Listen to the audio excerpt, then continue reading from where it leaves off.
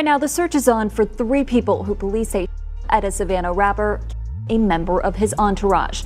It happened in Los Angeles, and cameras captured the aftermath. 4 men got out and started. It was very rapid. There was no stop. Word is spreading on social media that the 26-year-old man pronounced dead is a well-known Chicago rapper.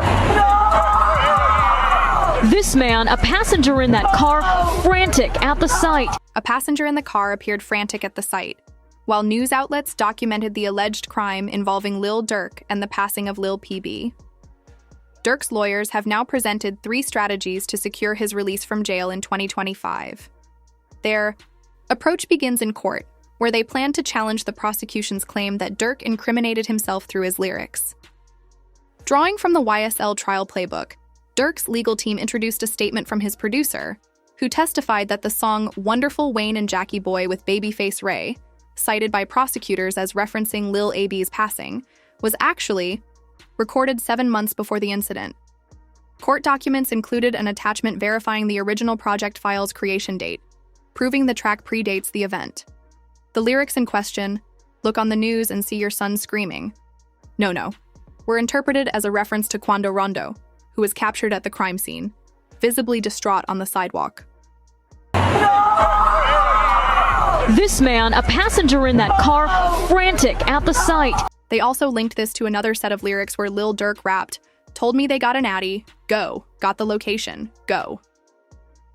This connection gained traction after Brick Baby stated that he would have willingly shared Quando Rondo's location or address if Lil Durk had asked, emphasizing his loyalty for his to fallen them. brothers. Why is that? Then it's people like, you lined up somebody from your hood. Like, listen, I didn't. But at the end of the day, what's wrong with giving my friend the address? Oh, this is my boy. He lost his boy. Who did it could be around. 9 times out of 10, had he asked me, I probably would have been coke if he even asked anybody, if this is even true. But 9 times out of 10, like I said, can I leak a bar? Sure. I said if he make the call right now, I'd up it. Right. Brick Baby allegedly agreed not to snitch on Durk, but by making such a statement in an interview, some argue he unintentionally did. Meanwhile, Durk's lyrics referencing "Screaming No No" in connection to Quando Rondo remain one of the biggest coincidences in the case. However, prosecutors countered with their own evidence, revealing in court that they had amassed over 230 gigabytes of digital material, including audio and video recordings, surveillance footage, and more than 20,000 pages of reports still being processed for discovery. DJ Academics later claimed that the case ties back to Durk's music itself, as his album titles and song names allegedly create a roadmap of crimes associated with OTF. 2020 Von, 2021 his brother dies. 2022, the niggas who his brother, they get clapped. The who Von, at least a cousin of theirs get clapped. 2023, he drops an album, I'm almost healed. You ever think about that, Chad? It's like poetic. 2020, Von dies. 2021, his brother dies. 2022, get back for both those situations. 2023, I'm almost healed. Crazy, huh? It appears that Lil Durk may have unintentionally created a roadmap for himself, seeking revenge on those who wronged him before finally finding peace. While Durk's lawyers work to establish an alibi against the prosecution's evidence, the feds are focused on 2 key individuals they believe need to be dealt with. First, Stefan Mack, who was allegedly responsible for the passing of Durk's brother, D-Thang. Second, OTF Jam's baby mother, who was killed after Durk discovered that Jam had been wearing a wire around him. The feds suspect that OTF Jam holds the key to linking Durk to all 3 crimes. Their case points to an Instagram live session, where Durk seemingly realized Jam was wired. Jam was seen holding the top of his jacket, whispering into it, and subtly checking to ensure everything was properly connected. Oh, I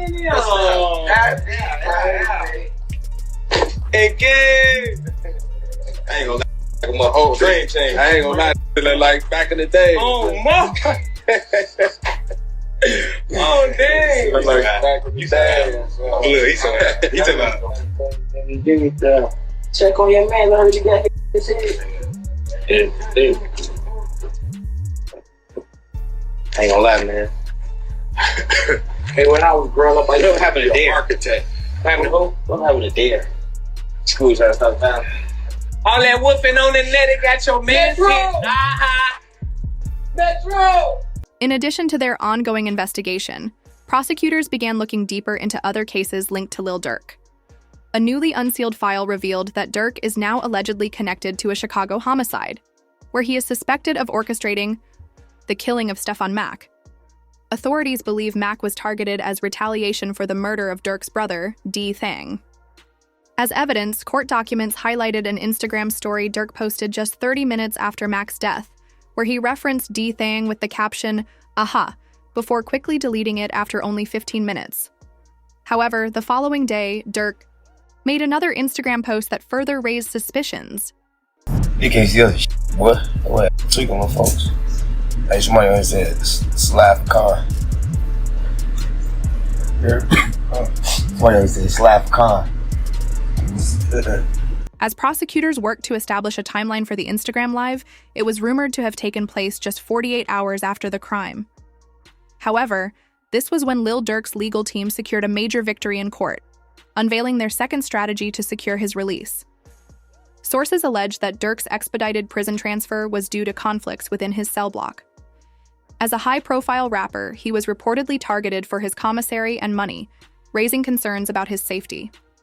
This prompted the judge to acknowledge that Durk's life in jail was at risk and that he was not receiving the legal protections he should. Additionally, suspicions arose that Quando Rondo might be orchestrating attacks against Durk as revenge while he remains incarcerated. This theory gained traction when both Quando Rondo and Lil Tim, who was involved in the fatal altercation with King Von, conducted separate interviews, yet curiously delivered the same message on the same day. While some saw this as an odd coincidence, others speculated that it was a strategic move to ensure the feds wouldn't target Quando or Lil Tim if anything were to happen to Durk in jail. In his interview, Lil Tim suggested that the entire situation could have been avoided, implying that Durk ultimately threw his life away seeking revenge for a beef that he and Quando were ready to put behind them. No, like, shit, I was just protecting my little brother. When you did finally find out that it was King Von who did it, how'd you feel? I was like, damn, if Brian did that stupid shit last night, he still would have been alive. That's how I was. But I was like, shit, I ain't no the type person I am. Like, I'm a humble person. I ain't no disrespect to like his mama saying f***ing me, shit like that, because I could easily get on that type of stuff and be clout chasing type. Like, I ain't on that type. I'm a humble person, but it's like they ain't never popped that shit off. That would have never happened like that. This was further reinforced when Quando Rondo, in a separate interview, echoed the same sentiment. He expressed regret over how things unfolded, stating that he wished the situation had been handled differently. Quando acknowledged that Durk has a family and numerous responsibilities, yet despite that, he still chose a path that ultimately cost him everything. Whoever on my side, they got kids and a mama that 100% love them. And at the end of the day, bro, all this bull that we talking about is stupid. That could have been handled a totally different way. It could have been handled to the point where a song and $3-4 million could have came out or whatever. Like that could have got handled in a legit way, in a music way. Lil Durk's time in jail has become increasingly difficult as he continues to be moved between different sections, cell blocks, and even prisons due to constant targeting. This has raised the chances of him potentially being released on a house arrest agreement if the situation worsens. However, not everyone supports this possibility. Charleston White openly criticized it, echoing his previous comments about YNW Melly. He argued that individuals like Durk and Melly shouldn't be allowed to live comfortably behind bars, as they are accused of committing some of the most serious crimes imaginable. The YMW Melly, I'm so happy he in jail getting mistreated. Yeah, I'm so happy he in jail getting mistreated, homie. Homie, when you take a life, homie, you ain't got a right to complain about a motherfucking thing about being mistreated when you done chose to play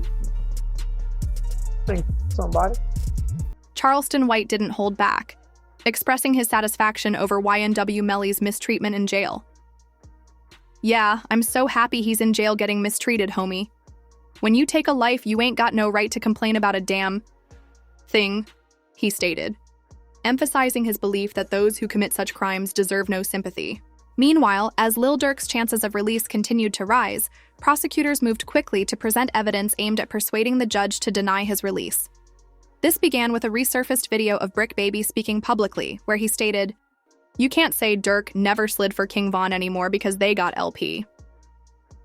After Durk's arrest, Brick Baby reacted to his own past interview during a live stream, unintentionally reinforcing the narrative that Durk had retaliated.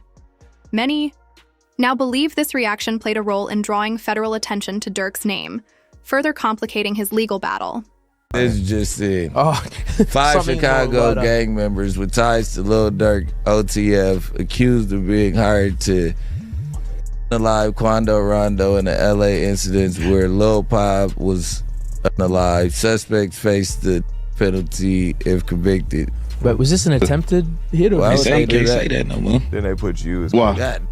Like, who died? You can't say that no more. Oh, because of FBG Cash? Oh, who?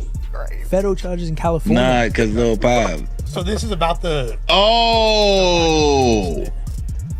What's that? But I'm just saying, they just say you can't say that no more. With the feds now focusing their investigation on Lil Durk, one of the first pieces of evidence they uncovered was footage of King Von jewelry shopping, alongside 2 suspects who were later arrested with Durk, Dee and Boogie.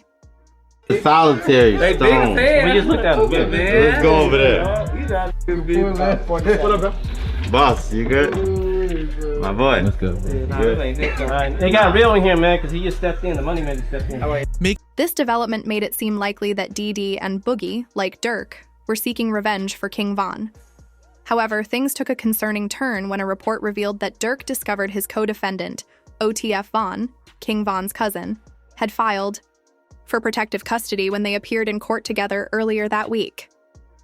This caught the attention of Durk's best friend, OTF Bazoo, who was closely monitoring the situation. No motherfucker know what's going on, but them people that's in them courtrooms, man. For real, for real. Them be false accusations. Y'all don't even know what the be going on, for real. Y'all really be trying to play Inspector Gadget and all this. Y'all just be weird as hell. That's what I be talking about, man. Like, first y'all done threw the jams rumors out there. Now y'all talking about Vonnie a snitch, gang. A snitch on what? Y'all don't even really know what's going on, for real. My kids, y'all really just be running. And that's why I don't participate in nothing that got to do with nothing illegal. Because of you motherfuckers, y'all be trying to get them put under the jail. The situation took an even crazier turn when DJ Academics spoke out, alleging that OTF Otani had been snitching. This revelation caused major confusion and sent shockwaves through the case, leaving many questioning the loyalty and trust within Durk's circle. When you see Flacco post something, you almost gotta be like, look at this headline. Lil Durk found out that his co-defendant OTF Vonnie, King Von cousin, filed for protective custody when they came to court. Okay. That sounds so crazy. This is why we have streams like this. This is, you know, I'm not gonna get on anybody or anything like that, and I'm not gonna ever say that I haven't, you know, maybe jumped the maybe once in a while, but I definitely do aim to be correct, and I never try to be incorrect out of malice, right? This is why we love to bring up the paperwork and try to explain it, and also increase everyone's knowledge on stuff, because a lot of times these days the headline is way better than the story. Lil Durk knew that Otani wasn't snitching, but he made a major misstep when he made a phone call from jail. In the call, Durk stated that he wasn't going into protective custody, but the message was more than just a personal declaration, and now was actually a coded way of telling the public that Otani wasn't the one who had snitched. Within 8 hours of the call, a caption appeared online, reading, "Just got off the phone with my brother Lil Durk. He's in good spirits, staying positive and trying to get back home to his kids and family. We're not glorifying negativity. We're more than just street guys. That's actually an understatement. We're men of honor with a code, no matter our financial status. Bro hit the main line with the rest of our kind. No protective custody." Durk's words, though meant to reassure, unintentionally broadcast his loyalty to his crew and sent a clear message to the public about Otani's innocence.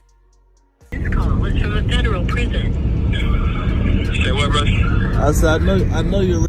But if you need anything, you know I got you.